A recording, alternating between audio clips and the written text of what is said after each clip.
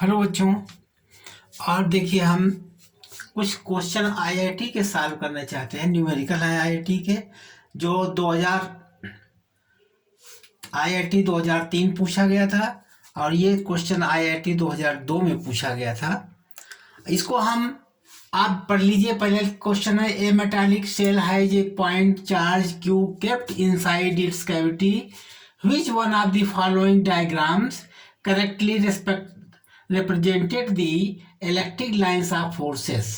मतलब एक metallic cell है, चालक सेल है, उसके उसमें जो लाइंस ऑफ फोर्सेस, यहाँ पर क्यू आवेश है, क्यू का आवेश रखा हुआ, क्यू चार्ज है, इसके अंदर एक क्यू चार्ज है, और ये सेल है मेटालिक, मतलब धात्विक मेटालिक सेल है, इसके अंदर क्यू चार्ज रखा हुआ है। तो बताइए इन चार फिगरों में से कौन से फिगर सही होगी।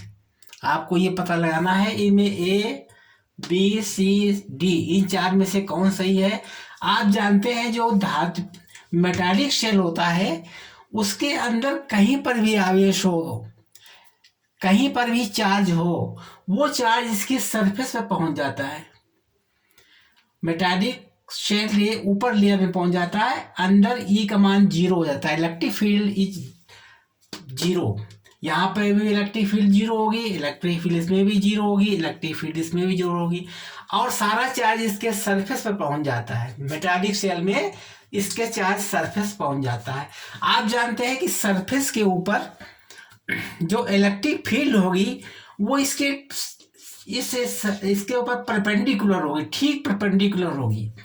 अब इसमें देखिए ये जो एक सेक्शन है, इसमें जो इलेक्ट्रिक फील्ड निकल रही है अंदर से निकल रही है, जो कि इस मेटालिक सेल के ऊपर नहीं है, अंदर से निकल रही है, लेकिन चार्ज इसके ऊपर है।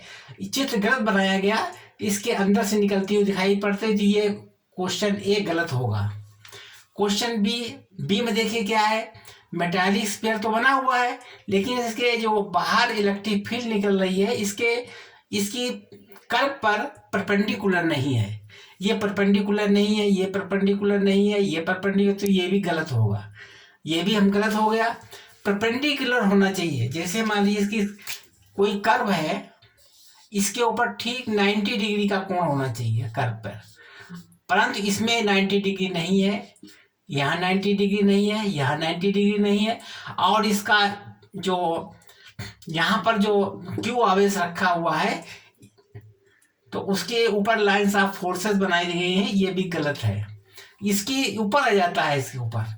अब देखिए इसमें क्या है, इसमें देख लीजिए, इसमें लाइंस ऑफ फोर्सेस के इसके स्फीयर के ऊपर की सतह से कोई मतलब ही नहीं रखा गया, और इसके जो इलेक्ट्रॉनिक फील्ड निकल रही है, इलेक्ट्रिक फील्ड, वो भी अंदर से बाहर आ रही है, अंदर से बाहर, इससे कोई कंटेक्ट नहीं है। इसमें देखिए, इसमें तो ऊपर लेयर आ गई है, परंतु इसके परपेंडिकुलर है, ये भी परपेंडिकुलर, ये भी परपेंडिकुलर, ये भी परपेंडिकुलर, ये भी परपेंडिकुलर, ये भी, और इसके अंदर जो चार्ज है उस चार्ज को इस सरफेस पे आ गया है। इस सरफेस पे आने के बाद में ये जो परपेंडिकुलर लाइंस ऑफ फोर्स से चारों तरफ परपेंडिकुलर निकल रही हैं, इसके मतलब सी सेक्शन करेक्ट होगा, सी होगा सही। ये गलत होगा। क्यों गलत होगा? क्योंकि यहाँ पर परपेंडिकुलर नहीं निकल रही लाइंस। ये लाइंस ऑफ फोर्सेस जो होती है परपेंडिकुलर होना चाहिए। इलेक्ट्रिक फील्ड की लाइंस है वो लाइंस ऑफ फोर्सेस परपेंडिकुलर होना चाहिए इस कर्व सरफेस के ऊपर। जो स्फीयर है, स्फीयर के ऊपर कर्व सरफेस के ऊपर परपेंडिकुलर नहीं है, तो ये गलत हो गया, ये भी गलत हो गया आपका, ये भी गलत होगा, ये भी परपेंडिकुलर नहीं है। देखिए कहीं ज़्यादा निकल रही, कहीं कम निकल रही, और ये इसको क्रॉस करके जा रही है, इसके मतलब इसका जो असर है इसके ऊपर नहीं है, तो ये भी गलत हो जाएगा। आपका ये क्वेश्चन सही होगा। समझ गए? क्योंकि सरफेस के ऊपर हमेशा इलेक्ट्रिक फील्ड जो होता है, इलेक्ट्रिक फील्ड्स आप लाइन की होती हैं, वो बिल्कुल परपेंडिकुलर होती हैं, तो ये गलत हो गया है। इसलिए ये सही है सी नंबर, बाकी ए बी और डी तीनों गलत हैं। ठीक है, बिगाड़ दें ऊपर। समझ गए?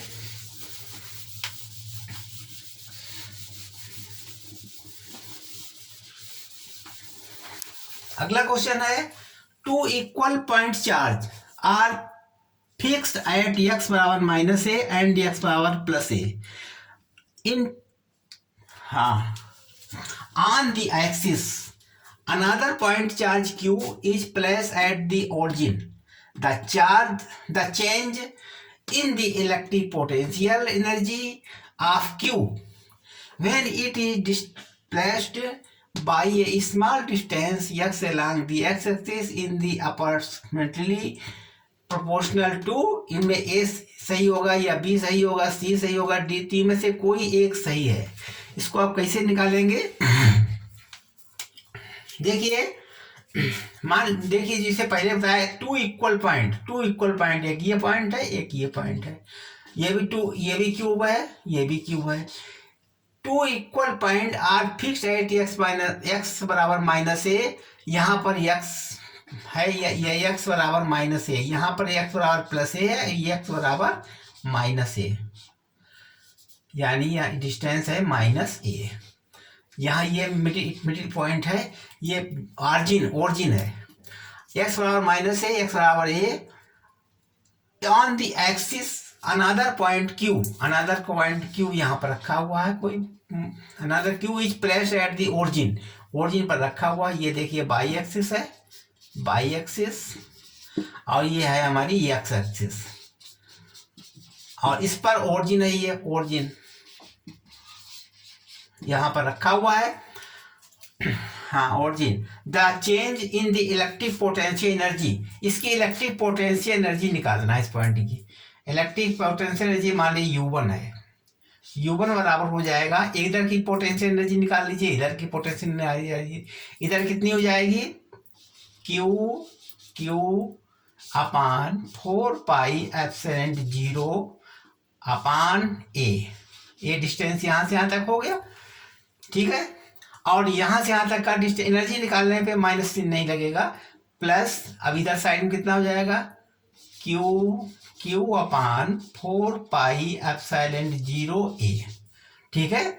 अब दोनों को जोड़ दीजिए, कितना हो गया, दोनों का योग कर दीजिए, तो U1 बराबर हो जाएगा 2Q अपान 4 पाई एप्सिलॉन 0 ए।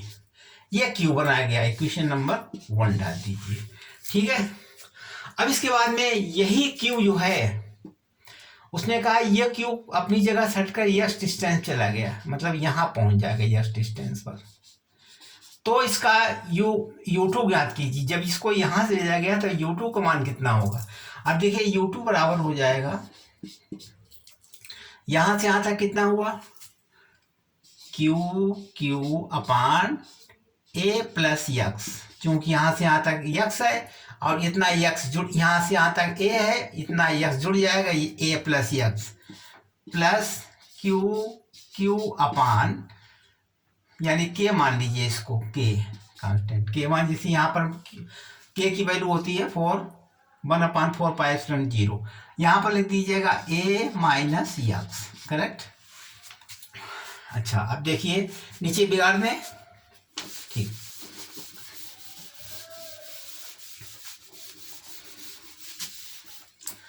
अब इसका निकाल लीजिए, U2 बराबर के की वैल्यू होती है 1/4 पाई एप्सिलॉन 0, क्यू कॉमन आ गया, अंदर कितना बचेगा 1/a प्लस यक्स, ठीक है, और प्लस 1/a माइनस यक्स, ये कॉमन आ गया था, ठीक। तो U2 बराबर हो जाएगा 1/4 पाई एप्सिलॉन 0 क्यू अपान, अब नीचे एलसीएम कितना हो गया, ए स्क्वायर माइनस यक्स स्क्वायर, ऊपर हो जाएगा ए माइनस यक्स प्लस ए प्लस यक्स, ठीक है। एक्स कैंसिल हो गया, कितना आ जाएगा 1/4 pi epsilon 0 Q into 2a अपान ए स्क्वायर माइनस एक्स स्क्वायर, ठीक है। अच्छा अब देखिए ये सब देखने के बाद में अब आप कैसे इसको सॉल्व करेंगे। अब ये तो U1 आ गया है, अब इसके बाद में इसका अंतर लीजिए, डिफरेंस U1 और U2 का डिफरेंस ले लीजिए, वही हमारा मान वैल्यू हो जाएगी। अब इसका डिफरेंस कैसे निकालेंगे, देखो बिगाड़ दें, नीचे ऊपर बिगाड़ दें।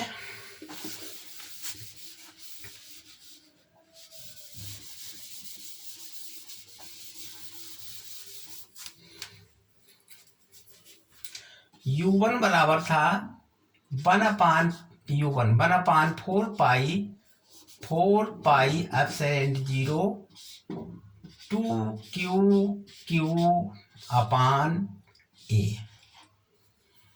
ठीक है, ये हमारा u1 था। u2 कितना है, u2 कितना था इसमें, u2 बराबर 1/4 pi epsilon 0 2qa upon a square minus x square. अब इसका अंतर ले लीजिए दोनों का, डिफरेंस। डेल्टा u बराबर, इसको ले लीजिए 1/4 pi epsilon 0 2q upon a। ठीक है, minus 1/4 pi epsilon 0 2qa upon a square minus x square.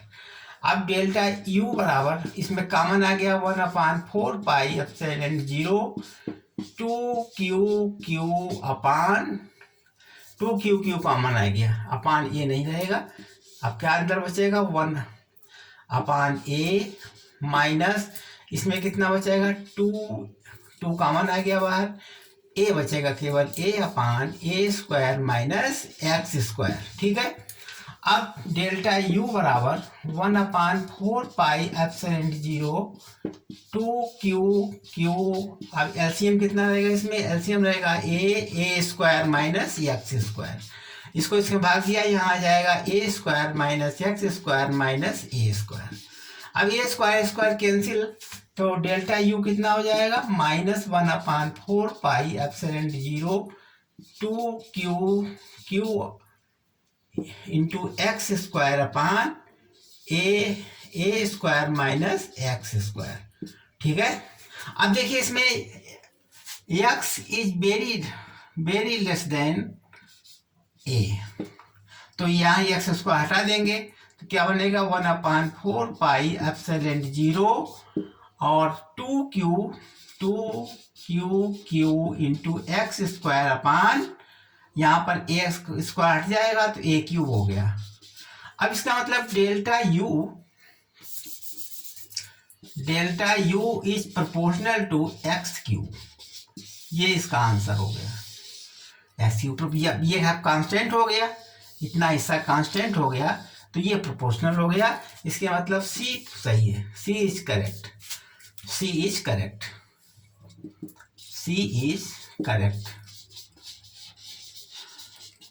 ठीक है, करेक्ट।